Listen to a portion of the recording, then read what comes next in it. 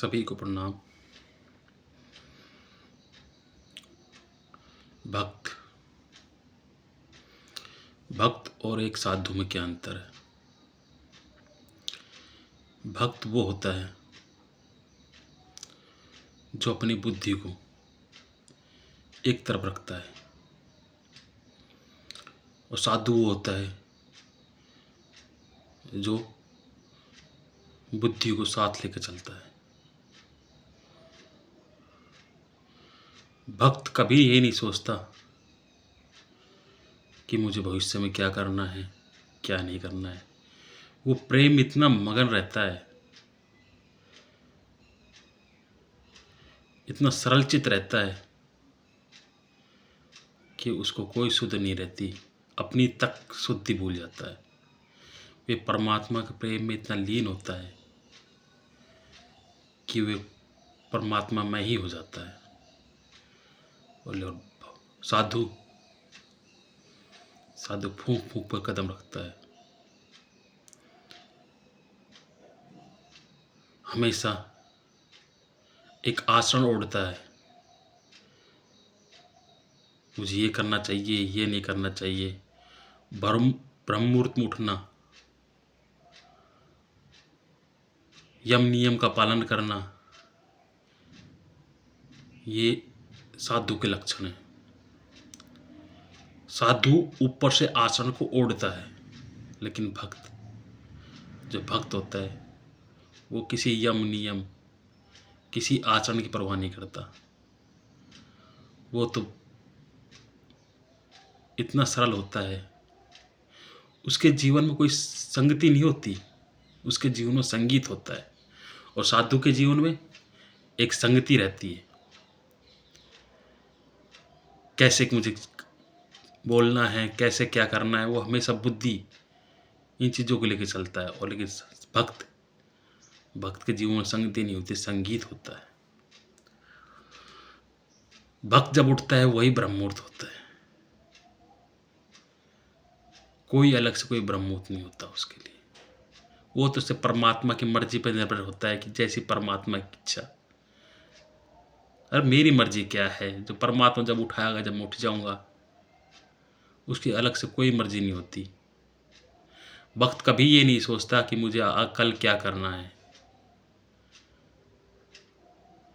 लेकिन साधु ये सोच कर चलता है कि कल अगर कोई मुझे गाली देगा, उसको कैसे मुझे जवाब देना है, कैसे क्या करना है, वो पहले सोच कर चलता है। लेकिन भक्त कभी ये नहीं सोचता। भक्त जो परमात्मा कराए उसी को स्वीकार करता है।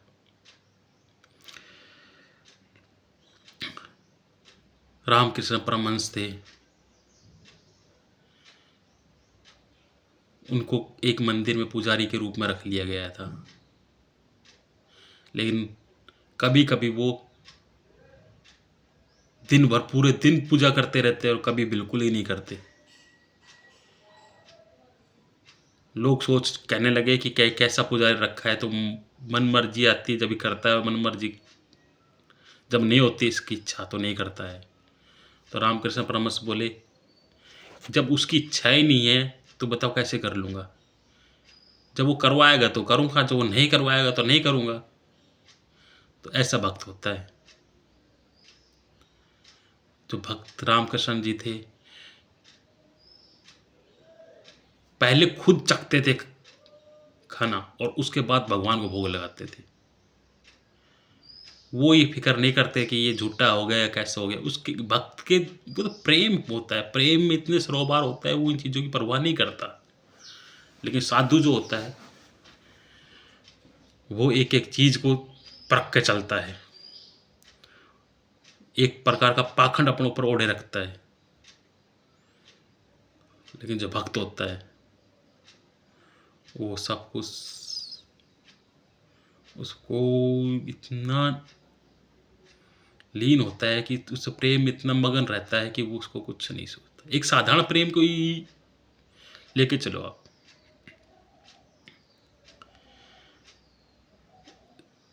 आप जैसे मैं अपना खुद को उदाहरण देता हूँ आपको। साधारण प्रेम की बात है, कभी कहीं मेरे से रिश्ता हुआ था और जब रिश्ता हुआ था तो हमारे समाज में चलता है ये दहेज वगैरह सब चलता है, ठीक है। हालांकि हमारी ऐसी कोई डिमांड नहीं थी दहेज की, लेकिन जो उसके पेरेंट्स ही थे वो दहेज दे रहे थे, आगे से बढ़ा चढ़ाकर दहेज दे रहे थे, अपने बच्चों को खूब दे रहे थे, ठीक है। तो हमारे मांगने की जरूरत ही नहीं पड़ी। फिर उस लड़की से इतना प्रेम बढ़ गया, इतना प्रेम बढ़ गया कि उसको दहेज जैसी चीज़ों को तुच्छ नजर आने लग गई। उसके पिताजी से कभी बात होती तो वो बस हमेशा अपने मैं ये दे रहा हूँ, मैं वो दे रहा हूँ, ऐसी बातें करता था। लेकिन वो प्रेम के होने के कारण मैंने ये बोल दिया कि मुझे अभी कुछ नहीं चाहिए, मुझे आपकी लड़की से प्रेम है, आपकी लड़की चाहिए, मुझे आप कुछ नहीं चाहिए। जब प्रेम नहीं था, जब वो बोलता था तो मुझे खुशी होती थी, हाँ भाई बहुत अच्छा कर रहा है, मेरे ससुर जी हैं जो मुझे बहुत कुछ दे रहे हैं, ये अच्छा महसूस होता था। लेकिन जब प्रेम हुआ तो ये सब गौण हो गई। तो एक साधारण प्रेम जब हो जाता है तो इन चीज़ों की परवाह नहीं करता, वो कूड़ा करकट हो जाती है सब चीज़ें। प्रेम ऐसी चीज़ है। और जो परमात्मा का प्रेम जब बरसता है तो उसके लिए पूरा संसार ही निरर्थक हो जाता है। उसके लिए तो बस परमात्मा ही सब कुछ है, कोई नियम नहीं। इतना सरल चित होता है, इतना सरल चित होता है वो। अब दूसरी बात बताता हूँ। एक संत थे, एक नाथ थे महाराज जी, और एक था नास्तिक आदमी बहुत। वो इतना नास्तिक था, किसी ने उसको सलाह दी सर संत एक नाथ जी महाराज जी के पास चला जा। वो गए एक नाथ जी महाराज जी के पास, और संत एक नाथ जी महाराज जी देखे उसने तो वो शंकर जी की पिंडी के ऊपर पैर रखकर सो रहे थे। उसके तो नास्तिक का दिमाग ठनक गया कि लोग तो इसको भक्त कहते हैं और ये तो शंकर जी के पिंडी के ऊपर पैर रख के सो रहा है। तो एक तो भाई कितना ही नास्तिक को एक बार तो दिल धड़के गई, इतना तो मैं भी नहीं हूँ कि ये वो कर रहा है। जब वो एक नाथ जी महाराज जी से पूछा तो उन्होंने बोला कि पैर कहाँ नहीं है, उसको कहाँ रखूँ ऐसे जहाँ वो नहीं है, सब जगह वो ही है। तो ऐसी कोई जगह ही नहीं है जहाँ वो नहीं है। तो संत एक नाथ जी के दूसरी एक बार क्या हुआ, एक बार वो बाटी बना रहे थे, बाटी बनाते बनाते उसके एक कुत्ता उसके बाटी को छीन कर ले भागा। तो संत एक नाथ जी उसको पीछे पीछे दौड़े और कुत्ते को पकड़कर बोला, अरे भगवान कहाँ भागे जा रहे हो, इस दाटी में तो घी लगा ही नहीं। और वो घी लगा के उसको खिलाया। तो भक्त ऐसा होता है, भक्त जो होता है भक्त की दृष्टि में सब कुछ परमात्मा ही होता है, उसको कुछ दिखता ही नहीं है, वो कोई सोच विचार नहीं करता। और सोच विचार कौन करता है, सोच विचार तो मुर्दा लोग करते हैं, वो मशीन होता है ना, मशीन। वो उसका साधु क्या होता है भाई, साधु की तो आपको पता है कि भाई ये इसका आचरण है, आप इसको ये बात बोलोगे ये उत्तर देगा, वो एक मशीन बना होता है वो, ठीक है, उसको पहचान। लेकिन भक्त का कोई ऐसा नियम नहीं होता है कि उसको कल क्या बोलना है, क्या जो उस परमात्मा की इच्छा वो बोल दे। साधु की आप नस पकड़ सकते हो, साधु की आप बटन दबा सकते हो कि इसको गाली दिया अब ये ऐसा बोलेगा, लेकिन भक्त ऐसा कुछ नहीं है। भक्त की कोई बटन नहीं होती, भक्त का पता नहीं कब परमात्मा के ऊपर रहता है, जैसा परमात्मा की मर्जी वैसा ही उसको हिसाब से चलता है। और भक्ति तो ऐसी होती है कि सब लाज लोक लाज सब छोड़नी पड़ जाती है। मीरा थी, इतनी पागल हो गई थी परमात्मा के प्रेम में, कृष्ण भगवान के प्रेम में, कि इसे लोक लाज सब छोड़ दी थी। लेकिन जो उसके परिवारजन थे, जो उसकी बुद्धि, भक्त देखो जब भी आप इस परमात्मा के रास्ते पर चलोगे तो आपको बुद्धि हमेशा ही आपको रोकने की कोशिश करेगी। समाज क्या कहेंगे, लोग क्या कहेंगे, बुद्धि कौन है, ये परिवार के लोग बुद्धि है। तर्क जाल जो है, बुद्धि है।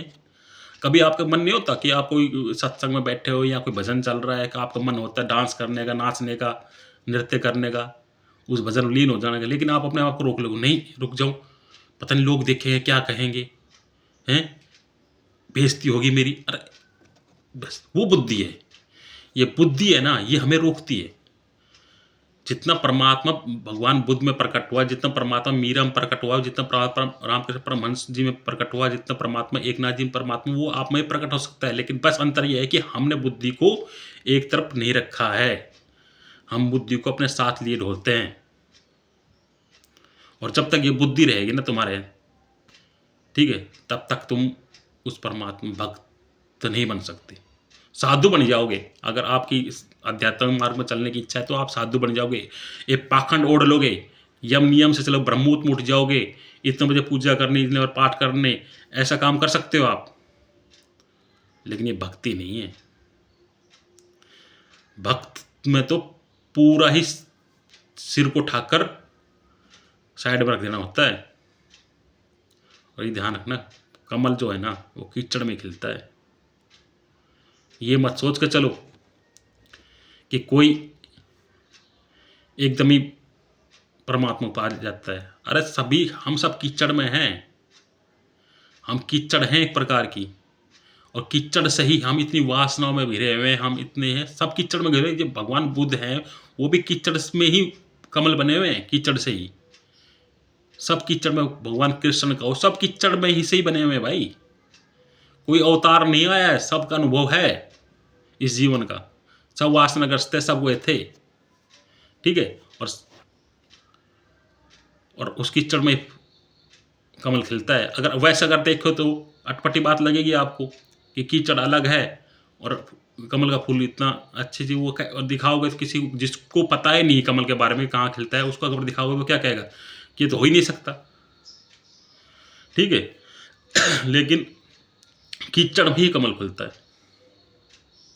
ओशो ने कहा है कि संभोग से समाधि, उसका अर्थ पता है क्या है, कि इस संभोग, इस वासना में ही वो फूल खिलता है,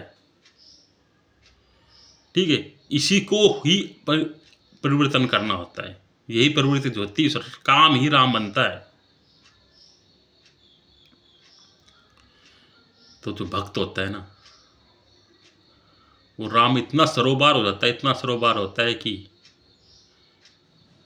ये समझो कि उसने परमात्मा की शराब पी रखी हो। अगर साधारण शराब पीते हैं हम, तो वो ही इतने हमें वो कर देती है, बावड़ी कर देती है, हमारे पैर कहीं टिकते हैं कभी कुछ, और हम कुछ का कुछ बोलते रहते हैं। तो परमात्मा जो शराब पी लेता है वो तो एक समुद्र है, उसको कैसा, उमर खयाम थे ना, उमर खयाम, वो परमात्मा की शराब ही पीते थे। और उस रस को शराब जैसे ही बताते थे कि शराब में जो रस होता है उससे अनंत गुना इसमें रस है, तो पियो तो परमात्मा की शराब पियो, साधारण शराब में क्या रखा है।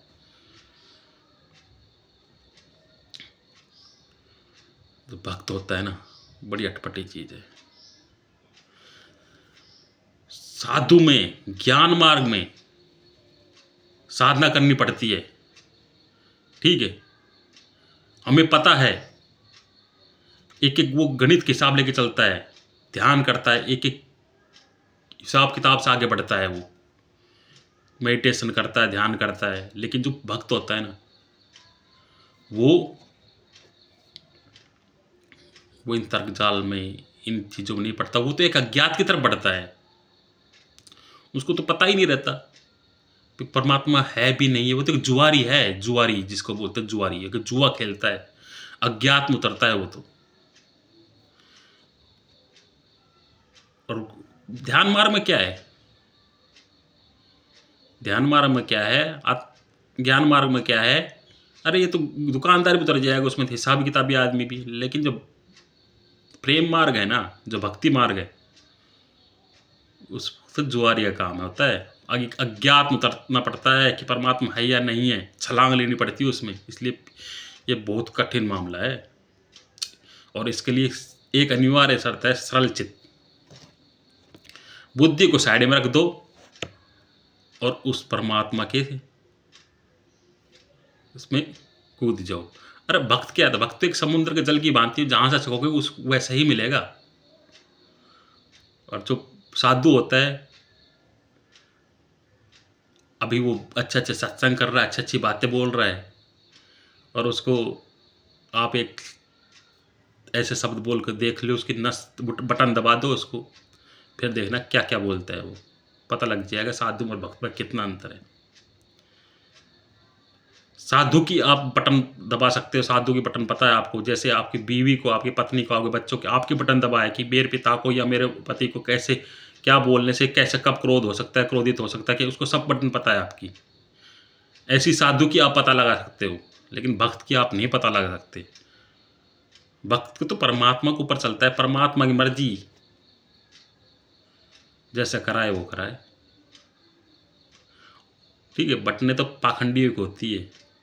साथ जो असली साधु होता है, जो भक्त होता है, उसकी बटने नहीं होती। वो तो सिर्फ परमात्मा के ही की समर्पित रहता है। जैसे एक पत्ता होता है, जो हवा चली, जिधर हवा ले गई उस तरफ चला जाए, ऐसा भक्त होता है। उसकी कोई अलग से अपनी इच्छा नहीं होती, कुछ इच्छा नहीं होती उसकी। ये होता है भक्त। धन्यवाद।